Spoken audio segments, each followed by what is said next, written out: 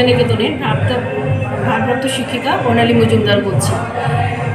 আমি এখানে বলার মতো এটা মানে সবচেয়ে উল্লেখযোগ্য এটাই যে আমাদের এবার আমাদের অনুষ্ঠান সবচেয়ে 128তম নেতাজি জন্মজয়ন্তী অনুষ্ঠান আমাদের স্কুলের মহতী অনুষ্ঠান, সবচেয়ে বড় অনুষ্ঠান যদি আমরা বলি উল্লেখযোগ্য অনুষ্ঠান এটাই আমাদের স্কুলের সবচেয়ে বড় অনুষ্ঠান। যেহেতু এটা সরকারি প্রোগ্রামও বটে, সেই জন্য বিশেষ সাহায্য সহায়তা সবার নিয়েই আমরা প্রস্তুতি চূড়ান্ত পর্যায়ে নিয়ে চলেছি।